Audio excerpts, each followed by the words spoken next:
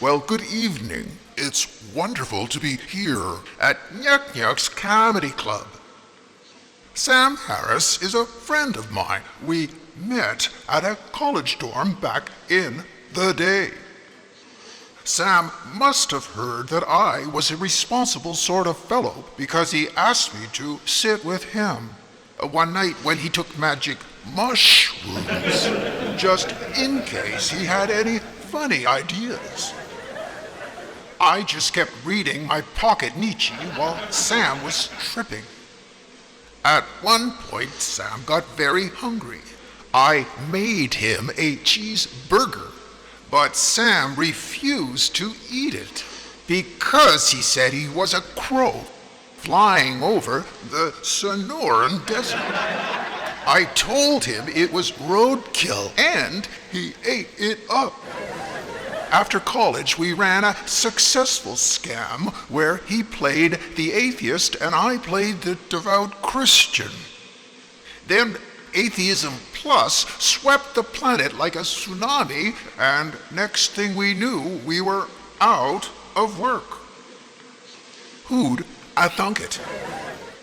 So now he's going to follow in the footsteps of a lot of funny Jews in the comedy circuit until he can find himself a seat at the Illuminati in Baden-Baden, fresh from his smash run at the Bohemian Grove. Put your hands together and let's have a warm welcome for the comic stylings of Sam Harris.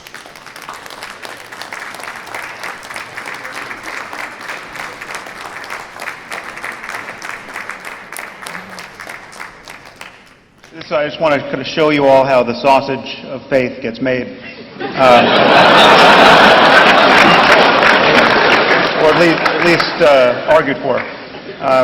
The God that our neighbors believe in is essentially an invisible person. He is a creator deity who created the universe to have a relationship with one species of primate. Lucky us. And he's got galaxy upon galaxy to attend to, but he's especially concerned with what we do, and he's especially concerned with what we do while naked.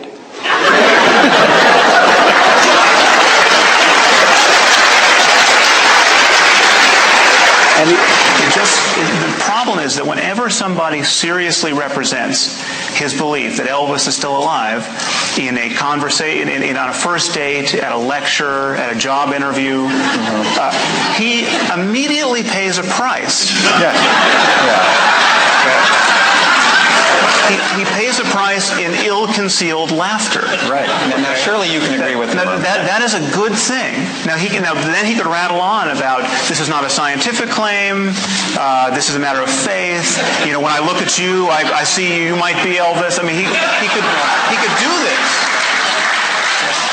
I mean, there are all kinds of scientific things you can say about religion, which religious people tend not to want to hear. I mean, you can say, for instance, that Mormonism is objectively less likely to be true than Christianity. Why can you say this? Because Mormonism is just Christianity plus some rather stupid ideas.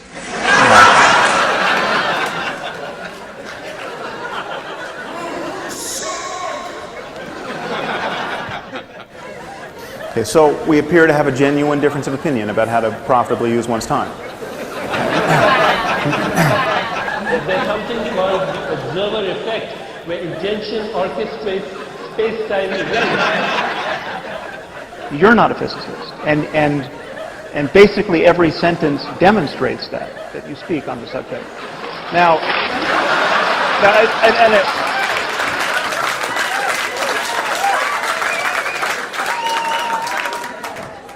I mean, you have something like host desecration. Yes. I don't know if you know about this phenomenon that I came across while researching my first book.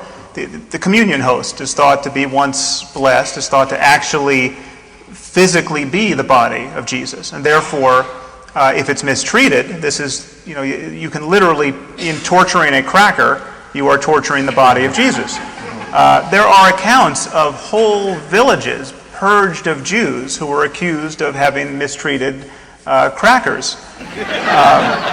So the question is, does the belief in the transubstantiation, which is a belief that I would have thought could be rather harmless, have anything to do with the idea that someone can mistreat a cracker and that you should kill him for it? Yes, it does have something to do. It's impossible to believe in the torture of crackers unless you think about that. But this, to me, is the true horror of religion. Okay, it allows perfectly decent and sane people to believe by the billions what only lunatics could believe on their own. Okay, if you wake up tomorrow morning thinking that saying a few Latin words over your pancakes is going to turn them into the body of Elvis Presley, okay, you have lost your mind. Okay. But if you think more or less the same thing about a cracker and the body of Jesus, you're just a Catholic. Many people claim to find it impossible to believe or to imagine that they won't exist after death. Just try it for a second. I mean, you imagine that everyone in Paris right now is getting along fine without all of us. I mean, none of us are in Paris. We are really, really materially absent from whatever is going on in every other city on this planet right now. You were absent for all of human history before your birth. The idea that you simply can't imagine not existing after death is really kind of just for lack of trying, I think.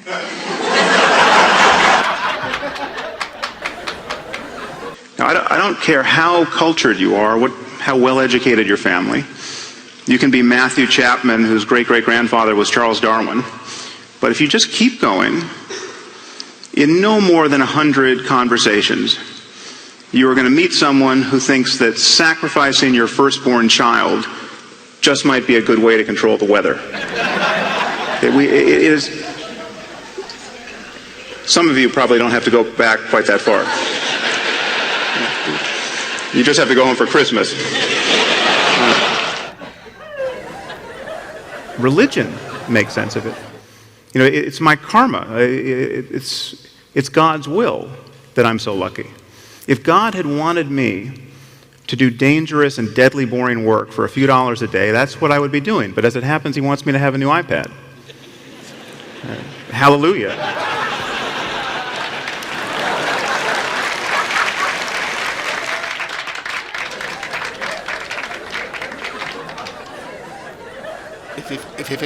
If this comedy thing doesn't work out, Bill and I are not out of bullets.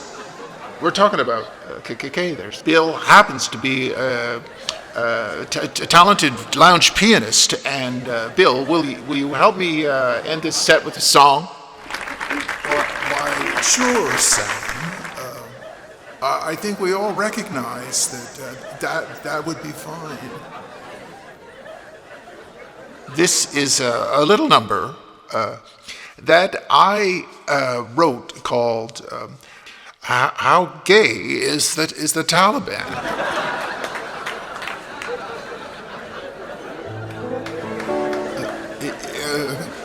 Have you ever noticed how gay is the Taliban? We're talking about a bunch of butch guys dressed up as Mary Magdalene.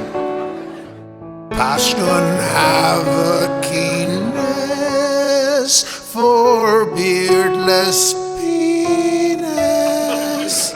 Have you ever noticed how gay is the Taliban?